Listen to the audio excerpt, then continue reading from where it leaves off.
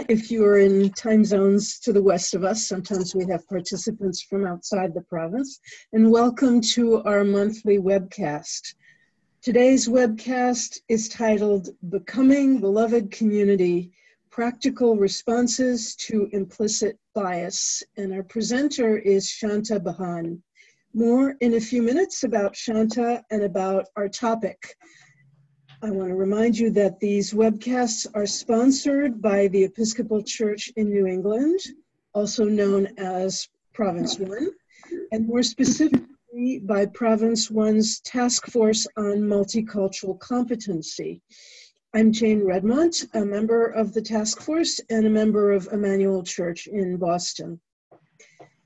Last May 2018, our webcast was titled Implicit Unconscious Bias, the Root of Racial and Cultural Problems.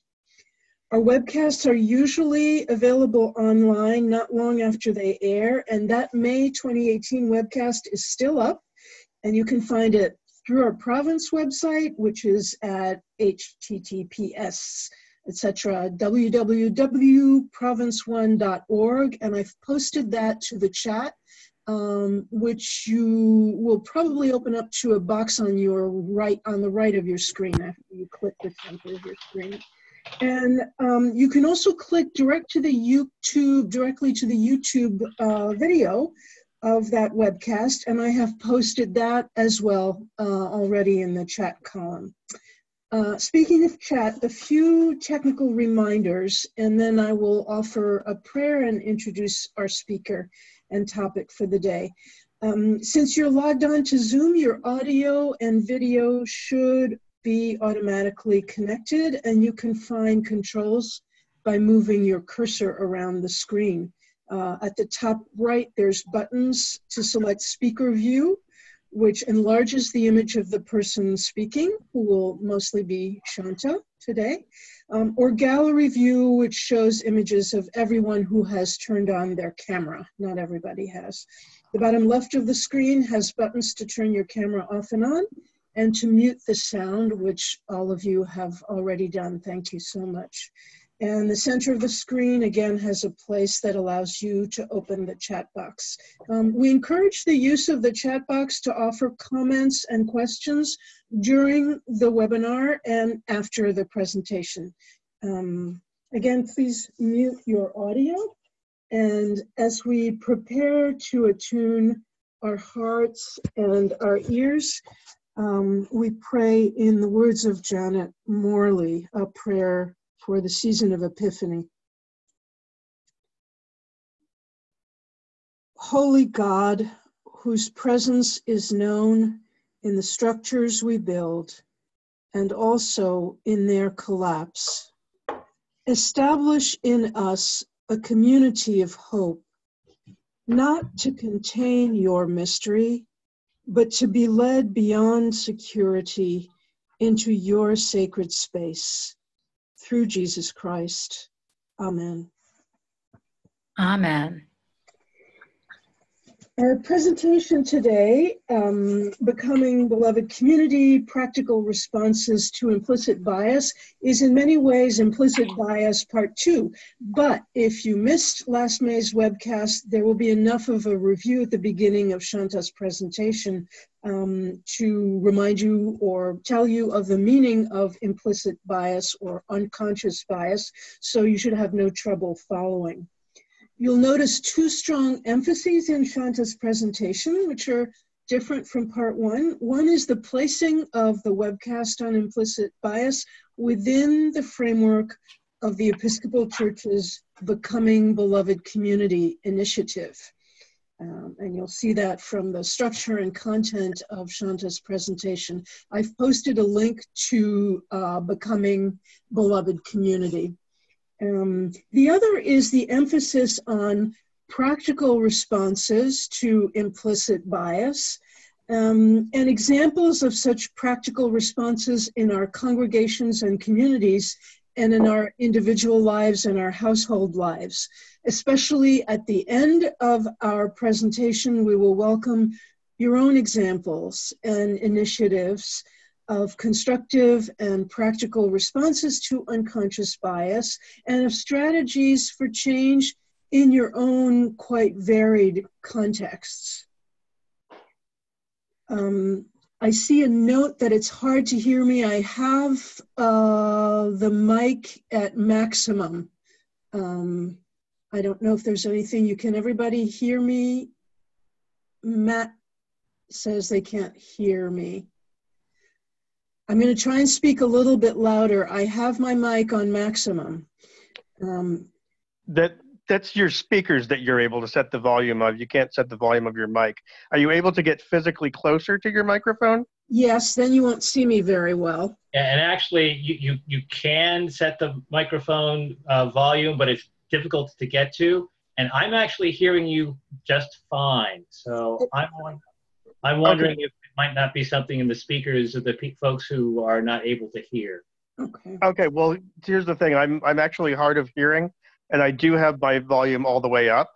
But if people can just try to be close to their microphone as an accessibility issue, that would be very much appreciated. Sure, and That would be all I need. I'll also try and enunciate carefully in case reading lips helps.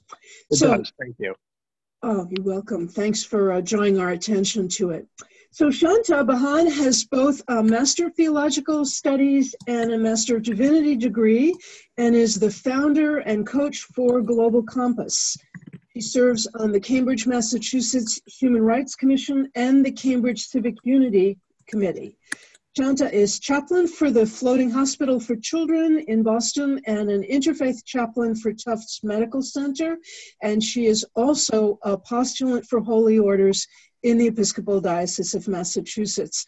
It's a pleasure to have you as presenter again, Chanta, and we look forward to your insight and wisdom this evening. And I will now mute myself. Thank you so much. I wanted to just mention to Matt that I have a draft. I was just trying to send a message. I do have a draft of what I've written. So if that's helpful, I can send it to you right after the presentation. I know that that doesn't help during the presentation, but if someone wants to just send him a quick note, my note wasn't going through, just to let him know that we can make that available to him. Or to them. We can make that available to them. I'm sorry, Matt, I didn't notice your pronouns, but thank you for sharing them.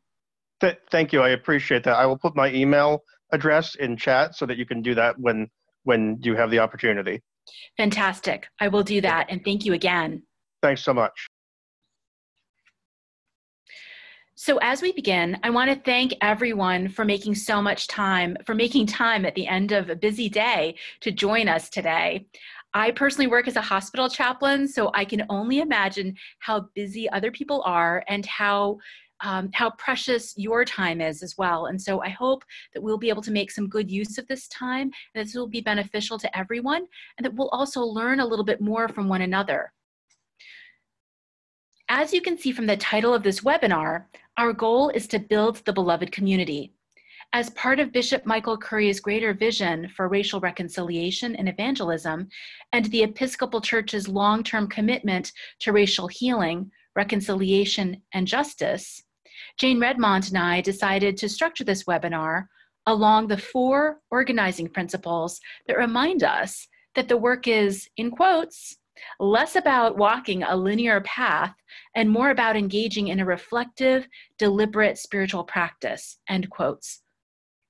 According to the Episcopal Church's greater strategic plan, the 4 commitments with which you might already be familiar are telling the truth, repairing the breach, practicing the way of love, and proclaiming the dream. These are the 4 commitments that will serve as the organizing principles for our discussion today. So for those of you who joined us last May, you'll notice that the beginning of this webinar repeats some of the same information from the initial webinar on the same topic. And this is primarily for the benefit of those who missed the first part, and we'll continue to build on this foundation. So let us begin with the initial commitment, which is telling the truth. For 7 years, I worked as a hospice chaplain. I was frequently driving hither and yon to see patients and families. And at one point, I covered half of Massachusetts. I engaged with a diverse demographic of people who expanded my awareness and magnified my own biases and assumptions. I like to use another metaphor for this experience, and that is the experience of driving. It's not so dissimilar, very related to the work I was doing. On several occasions, I needed to make a lane change when my schedule changed very spontaneously. I was very proud of how flexible I had become, attending to patient crises and emergencies on a moment's notice. And very often, the lanes were congested. For those of you who know the lanes of the routes of Massachusetts, you'll be familiar. They were congested particularly on Route 3 South and on Route 1 North during rush hour. Those of you who have ever traveled those routes will know that it can take 40 minutes to go 1 mile for no good reason at all. And despite my best efforts to look carefully before veering to the right or to the left, I would come close to a vehicle that was just outside my field of vision. I thought that I was completely aware of my surroundings, taking great care to pay attention to my environment, but in a brief moment, I could have made a grave error through no real fault of my own, simply because my vision was blocked. I'm sure that many of us who drive can relate to this experience. We call this place that we cannot see, despite our best intentions to look, the blind spot. This is similar to what unconscious or implicit bias is. So, on one hand, we might be quite proud of our awareness of diversity and social issues. And on the other hand, the unconscious self holds stereotypes, biases, and assumptions that shape our everyday decisions. Often, those around us bear witness to these seeming inconsistencies. In fact, as many of you probably know, Mahzarin Banaji and Anthony Greenwald are two social psychologists who co-authored the book Blind Spot: The Hidden Biases of Good People. We come to our second commitment, which is repairing the breach. So Banaji and Greenwald's research posits that we are all good people with good intentions, and that we all have unconscious biases that impact our decisions.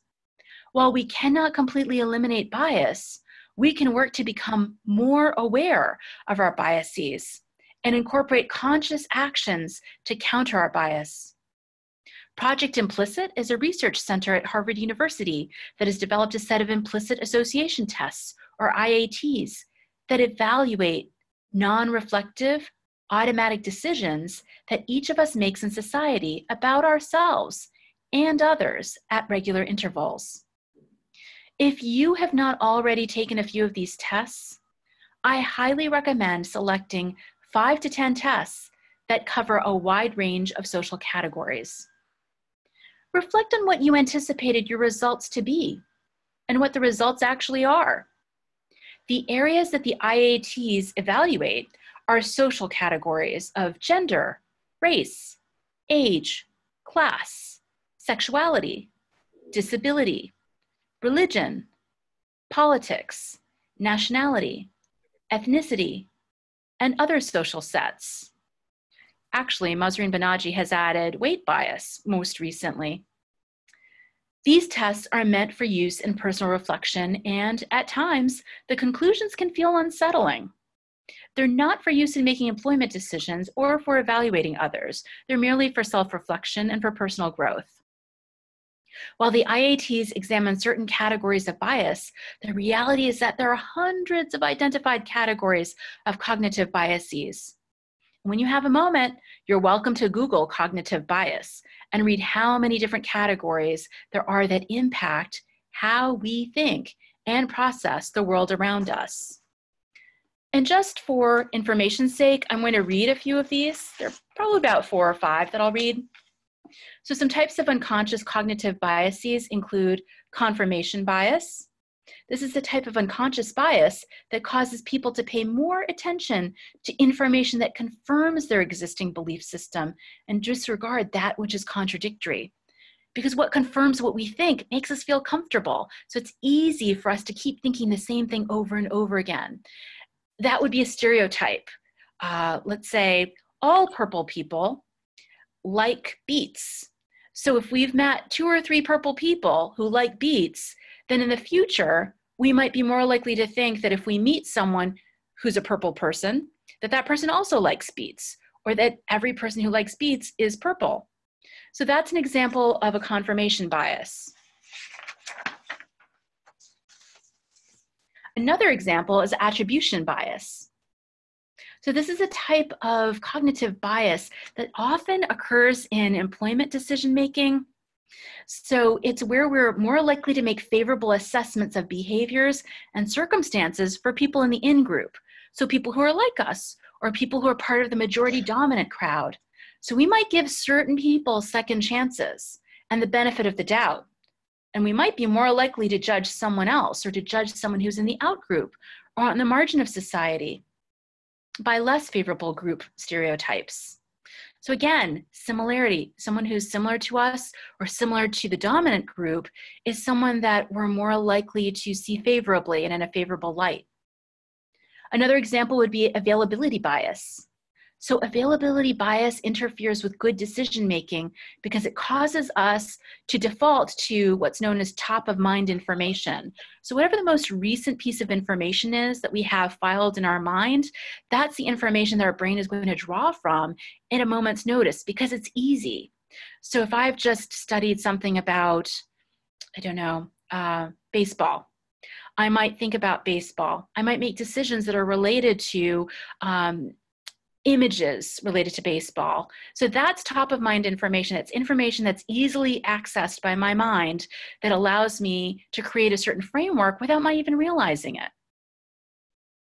Affinity bias is another one.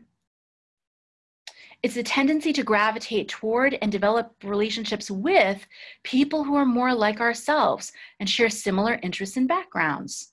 So for example, if I had green hair, I might seek out other people with green hair, and I might find myself surrounding myself with other people with green hair. And as a result, I might hire more people who are similar to me and to what I experience as very familiar. It leads people to invest more energy and resources in those who are in their affinity group while unintentionally leaving other people out and not even checking that assumption, just assuming it's okay, I feel good about this, so this must be a really good decision.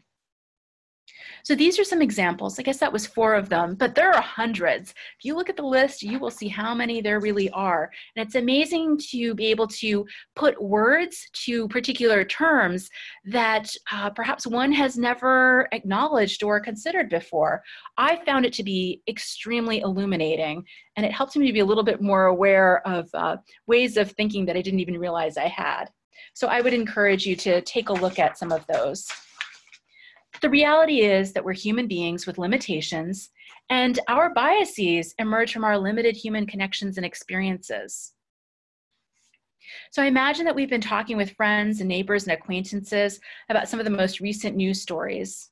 So one of the ones that someone mentioned to me recently occurred, I believe this past summer or maybe this past fall. It's a story of Corey Lewis, who was caring for 2 children. And then there were other stories of 2 men who were waiting at Starbucks. These were further away in 2018. The Harvard student apprehended by police and the Yale student who was napping. In each case, the individual or individuals share a similar racial background, though the national origin might differ.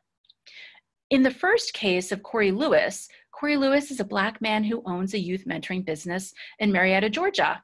It's called Inspired by Lewis. He was caring for 2 white children when a woman became suspicious of his interactions with these white children. She recorded his plate number and reported him to the police department, and she continued to follow him to a gas station and to another location afterwards as well. After interactions with the children's parents, the police understood that there was no issue. The 10-year-old child, who happened to be a young woman, responded to a reporter that she would just ask the woman to next time try to see us as 3 people rather than 3 skin colors, because we might have been Mr. Lewis's adopted children. Imagine a 10-year-old starting to think that way. That was really incredible, and her father was quite proud of her response as well. In the second case, the company Starbucks decides to incorporate implicit bias training at stores across the country. The Harvard incident is still being investigated, though there are still tensions and issues that have emerged among Harvard students. And in the Yale incident, the campus police stated that they admonished the student who reported the incident. In each case, communities of color are reminded that there is a privilege associated with the right to be present in a space. In the last two examples, students of color are associated with elite institutions. And we know, however, that these incidents occur across many communities and classes. The Black Lives Matter movement emerged as a response to the disproportionate violence perpetrated against unarmed men and women of color. While there are many other social examples I could select, the issue of race has dominated our news cycles for the last several years. The IATs demonstrate a very uncomfortable outcome when racial preferences are tested. Anthony Greenwald, one of the project implicit researchers, reflects that more often than not, test subjects of various demographics show a preference for white as a racial category and connect that concept with good. Perhaps many of you participating might choose otherwise. We might want to ask ourselves, why is this? And can this be learned or unlearned? The researchers determined that social cues from the media, the images that we see online, in advertisements, in our social settings, in our workplaces, and in our communities reinforce certain images that we unconsciously absorb over time. Which brings us to our third commitment, practicing the way of love. As people who desire to be paragons of justice, what can we do about this? We cannot solve this problem or eliminate bias completely. However, we can take steps to move forward. I would like to suggest that we can become more aware of our biases. We can privately take some of the IATs and reflect on what we discover. Perhaps we're surprised. Perhaps we're already aware of some areas of personal bias. And I'll actually mention that I realized that when I was reading, I was taking into account gender binary issues a few moments ago. So again, thank you, Matt, for reminding us that gender is not binary. And I apologize to the folks who heard that a little while ago. But that was an issue of verbal bias that I happened to have that I pulled out of my mind in that moment when I was writing this.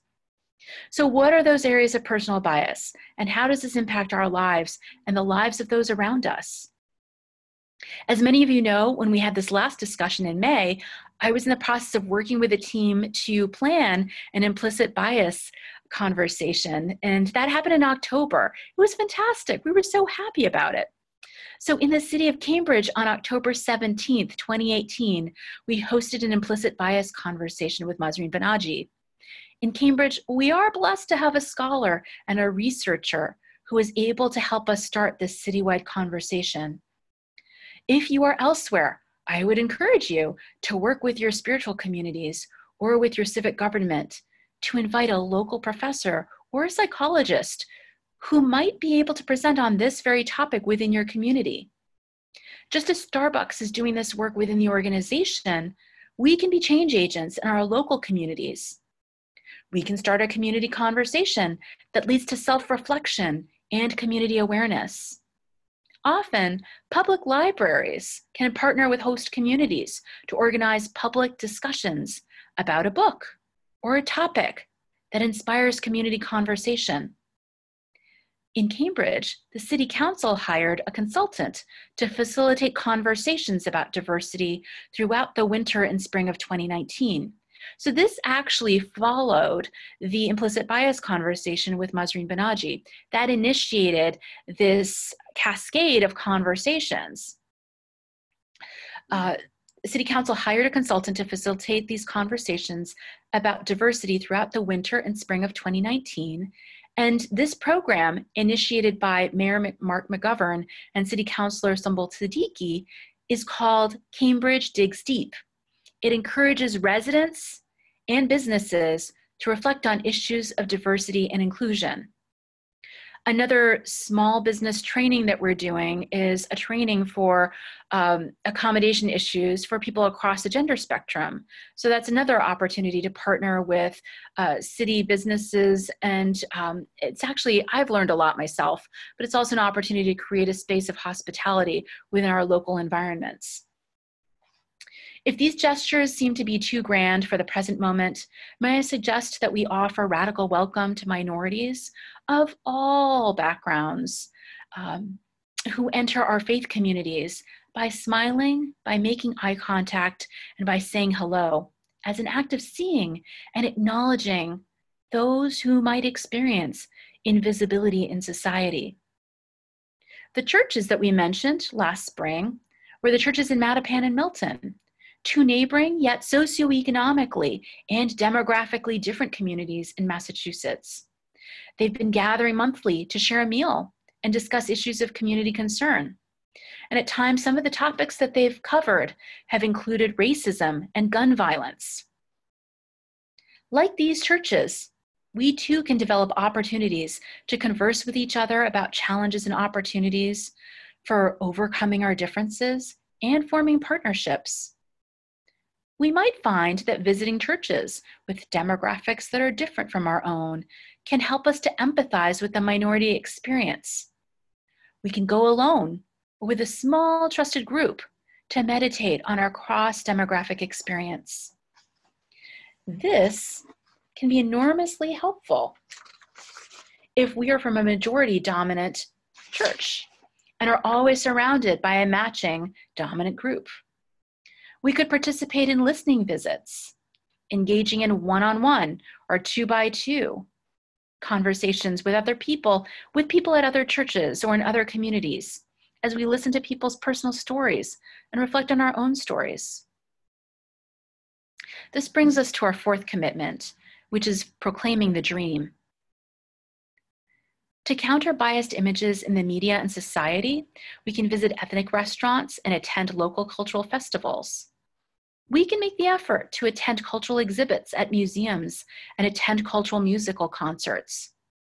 Can we incorporate both Handel's Messiah and Langston Hughes' Black Nativity as part of our Christmas holiday performance ritual? Can we incorporate Oswaldo Golijov's La Pasión según San Marcos? It's the Passion according to St. Mark, utilizing elements of Afro-Caribbean music and martial arts. Can we incorporate that with Bach's St. Matthew Passion as Holy Week meditation on Jesus' last days and crucifixion become a part of our spiritual practice? In these environments, we might find ourselves surrounded by demographics we do not normally encounter, thereby neutralizing our implicit associations. When we increase the number of positive encounters and experiences that we have with a wide range of demographics, we counter our stereotypical associations, and in turn, this helps to reduce our tendency toward bias and prejudice and increase our own comfort level with demographic difference. Daniel Goleman, who writes extensively on emotional intelligence, suggests that reading novels, memoirs, and poetry can enhance our empathy for others. We're in some ways entering into someone else's shoes, into someone else's life, into someone else's mindset. And by entering into others' internal worlds, it's another way that we can reduce unconscious bias and observe the world through a new lens. At Harvard Medical School, students visit art exhibits to learn to make keen observation and increase empathy with potentially diverse communities of patients through self-reflection sessions. There are a whole set of other ideas that were mentioned in the article by the American Bar Association. Some of these included retraining our brain, so really paying attention and observing ourselves, and also incorporating other people in our lives to give us that helpful feedback, to be able to be accountable to others, to be able to be self-reflective, but also to receive the feedback of others who might be able to see the blind spot that we ourselves cannot see. Suggest to actively doubt our objectivity, to question our assumptions and our first impressions. So to, in a sense, stand in a moment and to step back from that moment. So when an individual walks into the room who is demographically different from me, maybe it's a person who's on crutches, a person who's using a cane. I'm using the ability difference just to move into a different space, or someone who is utilizing a wheelchair. What are my first assumptions? And then can I step back from that and say, you know what, maybe I'm completely wrong. Maybe there's something completely different happening here other than what I'm thinking. Another one is to be mindful of snap judgments. That goes along with what we're talking about already. But every time we jump to a conclusion, it's almost as if our brain has these little pockets, and there's some pockets that are easier to dip into than others. And so when we make a snap judgment, it's as if we've dipped into a pocket that was easier to reach, and we pulled out a thought or an idea very quickly. And now we're presenting it to ourselves and to the world as if that were true, and it may not be true at all. Maybe it's one of those other pockets that's harder to access that actually has the truth. So there are moments when we need to just take a moment, and I say this to myself, we need to take a moment, think about what our first thoughts are, what our judgments are, what our snap judgments are. And there are other ways of opposing our stereotyped thinking. So an example, again, they're using a gender binary example here, so I apologize for this, but maybe we can use a cisgender and transgender example as well right now. So if we think about people who are in leadership, maybe we think about a cisgender male in leadership. When we think about a person who's a CEO of a company, we might think of a cisgender male as that person. Well, maybe it's a cisgender female, or maybe it's a transgender female. Maybe it's a transgender female of color. Are those images that naturally enter into our minds? Maybe not. I would say that that's not the case for me, but this article made me think to myself, how can I retrain my brain to make other assumptions about people other than the ones that feel most familiar and the ones that are reinforced by society? We can deliberately expose ourselves to counter stereotypical models and images. So if we are accustomed to watching programs or listening to radio programs, actually, let me use this example. I listen to NPR a lot. And I noticed that very often I listen to male voices on NPR. And I thought to myself, I'm making assumptions about who's authoritative and who knows a lot of information. And I realized that maybe I need to start listening to other voices, to women's voices, to the voices of individuals whose accents represent different nationalities and different linguistic backgrounds, because that helps me think about another way of accessing information about people, understanding who's in power, who's in control, who has authority. These are ways that I need to spend more time countering some of these stereotypical images from society around me.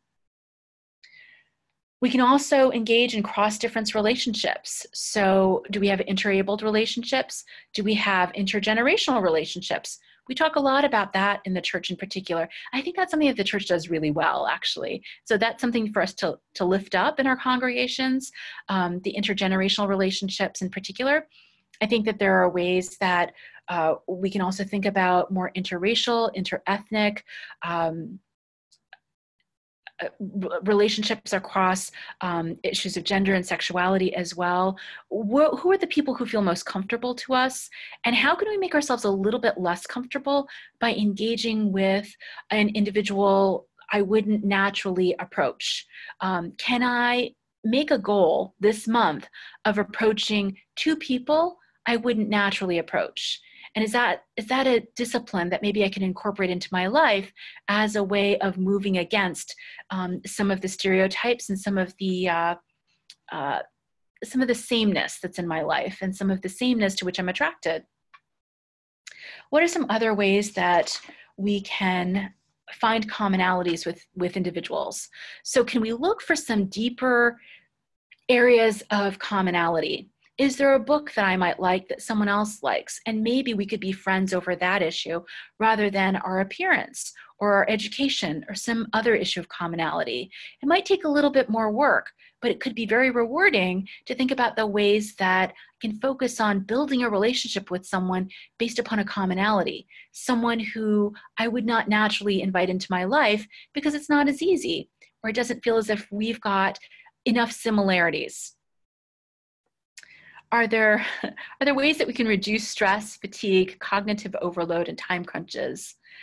It's interesting. I saw this one and I thought, of course, our brains become tired and we revert to what's comfortable. I was talking with someone a little while ago and we were talking about places of risk and places of safety. And some people know from the other webinar that I shared that I'm Pakistani American and I'm from the Christian minority in Pakistan. So individuals don't normally guess that about me. And because I'm in a church that is a dominant culture church, people don't normally guess that I attend that church either. And so I found that I need to balance the experiences that I have in my life. So I spend a lot of time with South Asian people as well in different places. And that gives me enough similarity and enough commonality to continue to be strong in environments where I'm constantly the minority. And I find that that's actually really helpful. So we all need these places of safety where we know we can be ourselves. We know that people are not judging us based upon our appearance. We know that we fit right in. But we also need these places of risk so that we know how it feels for someone else. We're reminded what it's like to be the minority. We're also encouraged to grow and to stretch a little bit. So those two places are very important. If we're in too many places of risk, it's frightening and anxiety producing. If we're in too many places of safety, we're not stretching ourselves enough and we may not be growing as much as we could. So I want to share some of those ideas, and I know that the folks who are participating probably have plenty of other ideas to share as well. The reality is that we all have strengths, and we want to think a little bit more about what they are. We have strengths interpersonally. We have strengths as individuals. We have strengths as communities and as congregations. We want to identify what those strengths are. And we want to think about how we can build on these strengths. And then, also think about the areas where we can grow. But it's a lot easier and probably a little bit more healthy for us to focus on where we can build from the foundation we already have. And everyone has that. It may not be as obvious as we think it is, but we all have a foundation from which we can build that's a strong foundation. We've reviewed several areas by which we can address bias. And I do want to acknowledge that we were looking at this through the lens of race, ethnicity, primarily. And so there are many other areas of difference: sex, gender, age, nationality. There's so many other areas that we could have addressed. And I'm sorry we couldn't get to all of them. We just focused on one particular lens. But it certainly is a reminder that there's a lot of room for us to grow, but also a lot of space in which we can rejoice and continue to move forward in our work together. So I just want to open up the floor or the microphone for more conversation, and please share the areas in which you're finding success, or maybe observations you've made, or ideas that you'd like to contribute. This would be very exciting, and it would make our experience and our time together very rich.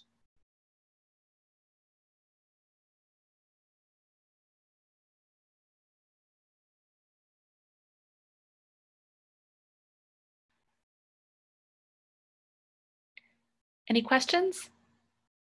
Feel free to write them in the chat as well. Let me open that up. Yeah, right now, I'm not seeing questions except some from the registration forms that were not quite related to the topic.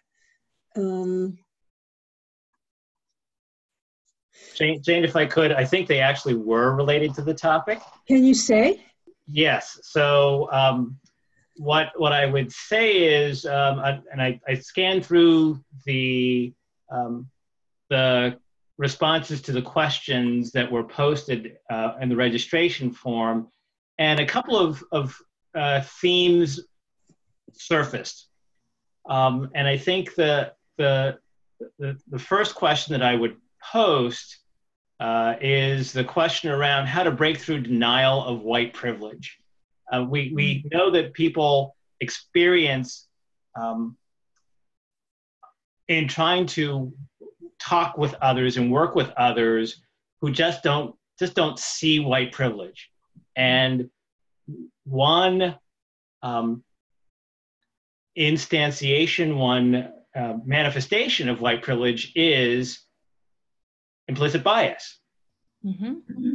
So the question, I think, is very relevant. How do we break through to those people who deny, who don't think that they have white privilege, but they exhibit it through their implicit bias? Chanta? Oh, that's a Or big anybody question. else? I'm not sure I can answer that. That's a big question. So I will say something about Mahzarin Banaji's presentation, which was amazing. And I think Jane was there. There are a few other people I saw from different churches who happened to come to that. She used a lot of self-reflective examples. So she talked a lot about times in her life. Now, Mahzarin Banaji is South Asian. She also happens to be Zoroastrian. So she and I connected over our South Asian background and our religious minority status. When she was sharing examples, she would reflect on her own experience of thinking one thing and then coming to a very different conclusion, and then what that process was. And I found that to be really helpful in inviting me, and I know that there were several other people who commented on this, that in some ways she was inviting others into a similar process.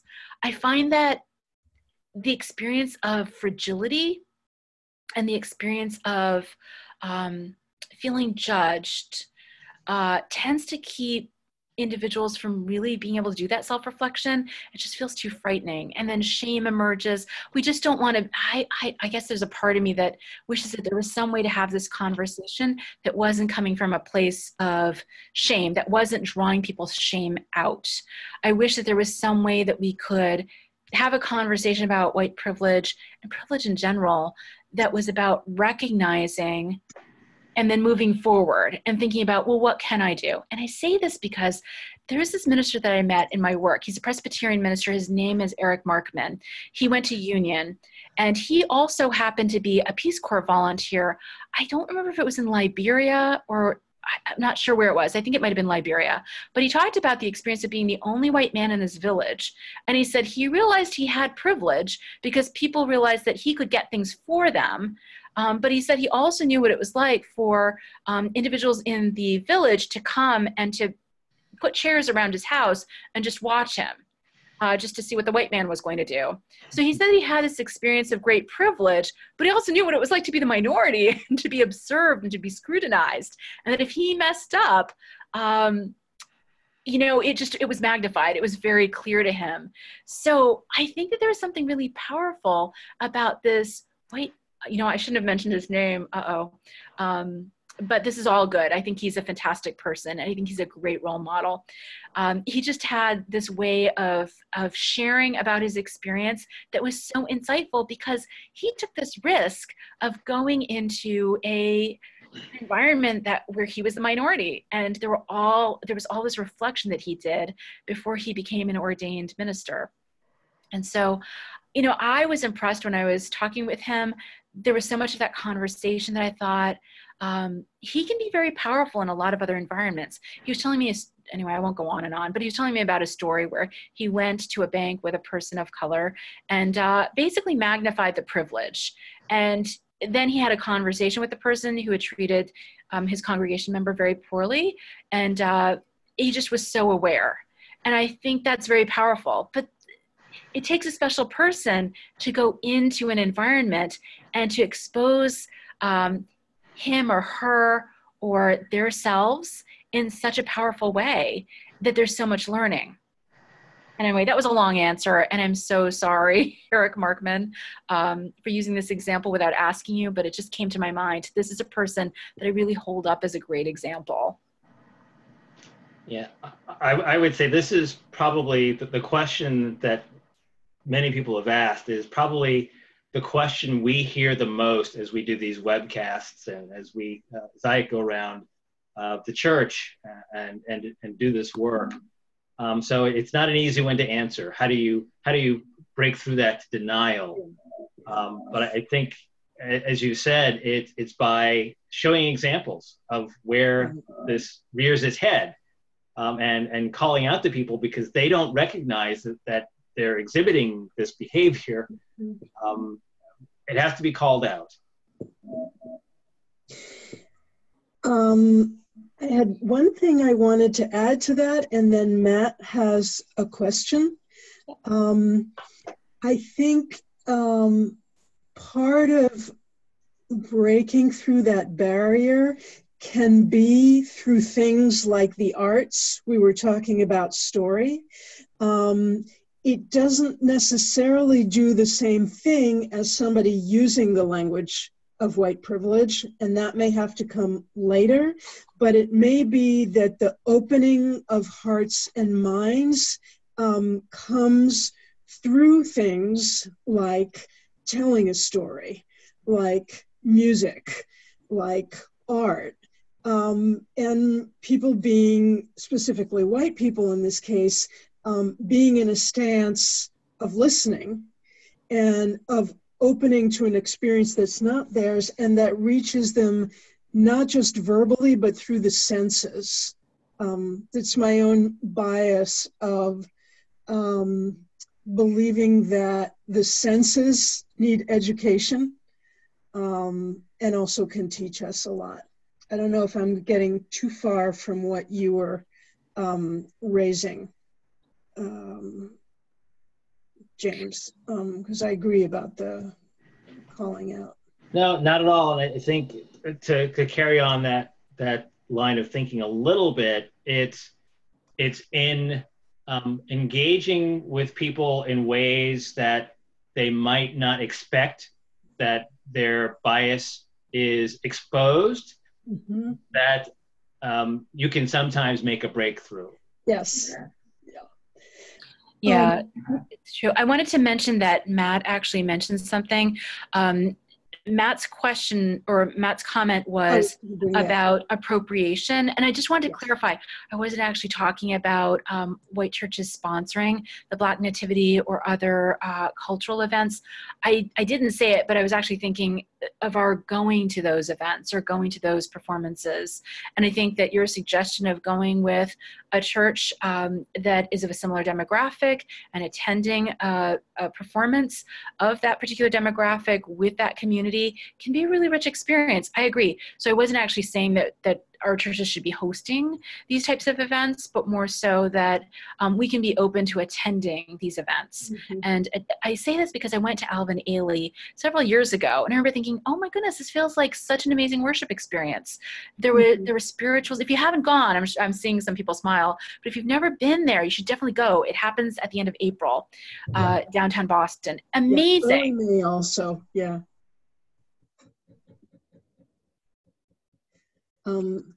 Did everybody see Matt's question? Yeah, it was very good. Thank you so much, Matt, for saying that. That was very helpful. Thank you so much. Yeah. I think going to where people who are different from ourselves, whoever we may be and whoever they may be, but especially if we're in a majority community, is super important, because people, I'm sure many folks have been to meetings where they say, well, you know, Latinos never come to X, Y, and Z. It's like, well, have you taken yourself out of your neighborhood?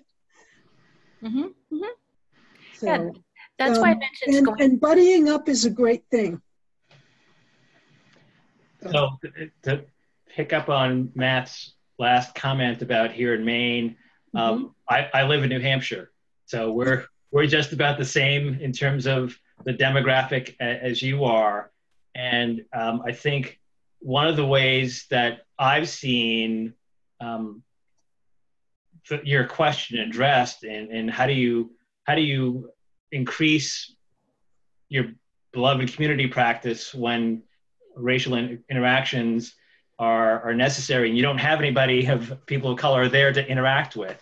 And I think what you do is you do what even the Epsilon Jones Center is having people do from Atlanta, where there are people of color all around, and that is go on pilgrimages. Take groups to places where there are people of color to have those interactions, because you're not going to get it just by sitting in Presque Isle, Maine. A good friend of mine's from Presque Isle, so I can say that. But you're not going to get them in Presque Isle, Maine. So you have to go where there are the people of color to have those conversations, or leverage technology. There's a group in Virginia led by the Reverend Timothy Siemens, who's he's a chaplain at one of the schools there, and it's an Episcopalian private school. He actually organizes webcasts, our Zoom conferences with a school that's in Alabama, that's full of people of color. So at least there's some interaction, even though it's not the same as physically going there, but it's a taste of the interaction, and it takes you the next step into having those kinds of conversations. So just wanted to share that as some thoughts and what I've seen, at least from around the church. Yeah. Those are good suggestions. I was also going to mention that we can start in other ways. There might be other individuals who are coming to our churches that may not be culturally or racially diverse, but maybe there are people of different abilities or people of different socioeconomic backgrounds who are coming, people who are expressing different gender differences or various gender differences. And maybe that's a starting point for us to have that conversation, to be welcoming to the person who is coming into the doors of the church, and talking about it, and talking about how we feel, and how we can be more welcoming, how we can notice individuals who are entering, and how we are choosing to include them.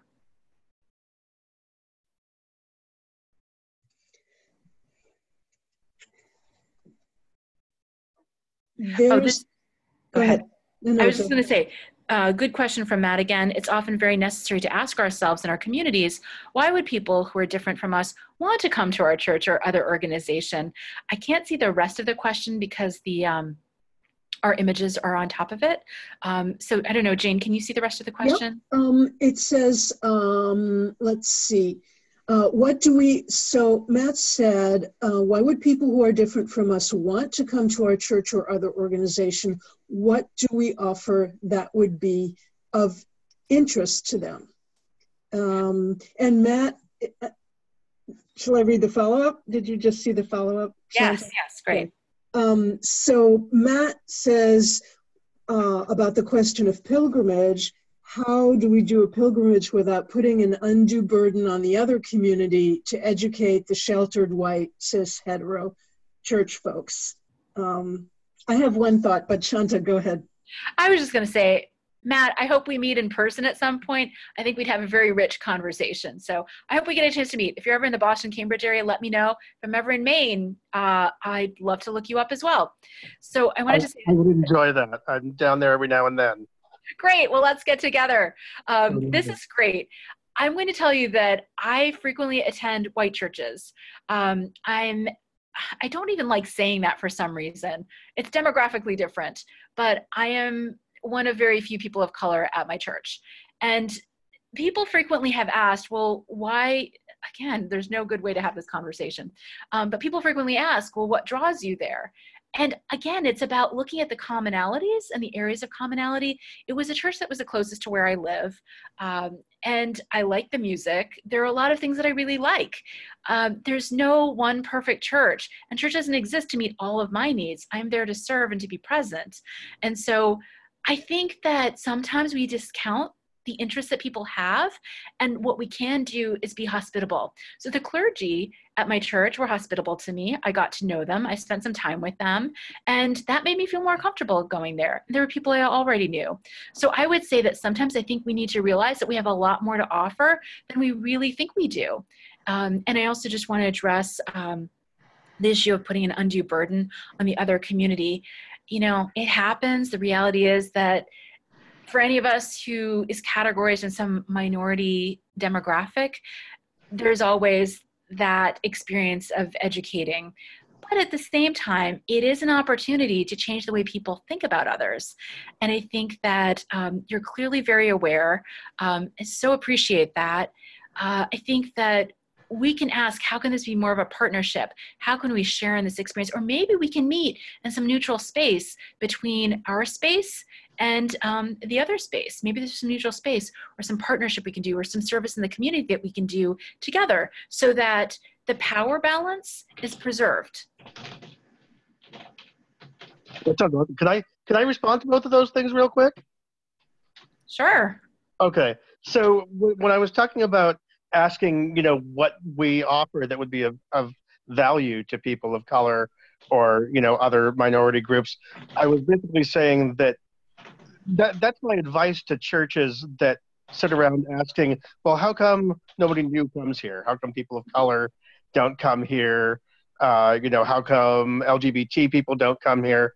I think that the churches that are asking themselves those questions need to start asking themselves, well, what are we offering here? Yes. That is of value to the people who we want to come. Mm-hmm. And I agree with you about the pilgrimages, and that people, are often willing to educate if they're asked. But one of the reasons why I ask that is because a few weeks back when we had that incident with the boys from the Catholic school who seemed to be harassing the Native veteran, there was a suggestion going around online that the boys from the Catholic school should be made or encouraged to go spend some time on a reservation. And some people thought that was a great idea. And then other people were saying, no, don't send kids like that, these privileged kids who have no idea how to show respect to a reservation and put the burden of educating and correcting their behavior on, the people of a reservation. And I want to avoid that kind of dynamic, because I think there's something to, not expecting the other people to educate us, but having to educate ourselves to a certain degree, to put that effort in without going and saying, so teach me everything I don't know. And I will now mute myself again so that other people can communicate. But thank you for the opportunity to speak. Thank you. That was great. I want to say something about learning to be a guest as well as learning to be a host. I think, and we're talking about this a lot in the interreligious and ecumenical area that I work in a lot, which is that we need to learn how to host people, but we also all need to learn how to be guests. For instance, if I go to visit a mosque, I need to learn the protocol, and I also need to just be there as a minority person and listen to a faith that is not my own. And there's just as much of an art to being a guest. And I think we need to educate ourselves in that. So just a little bit there.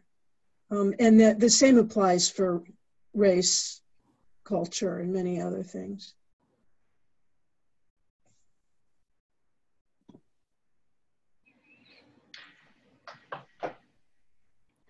We are running out of time. Rebecca, is it time for our closing prayer? Yes. Yes, it is. Well, let us close with prayer and let us go forward in our journeys, looking to be peacemakers and people of reconciliation. Let us pray. Our Lord Jesus Christ be with you to defend you, within you to keep you, before you to lead you, beside you to guard you, and above you to bless you. All embracing God, the hope of every generation, complete our joy by your presence. Give us quiet strength and patient wisdom as we nurture our beloved community in all that is good and true and just. Through Jesus Christ, our friend. Amen. Amen. Amen. Thank you, everyone. A reminder that the recording will be on the Province One website if you'd like to go back to it and listen. Thank you. Thank you. Thank you so much, everybody, for being here this evening. It's great.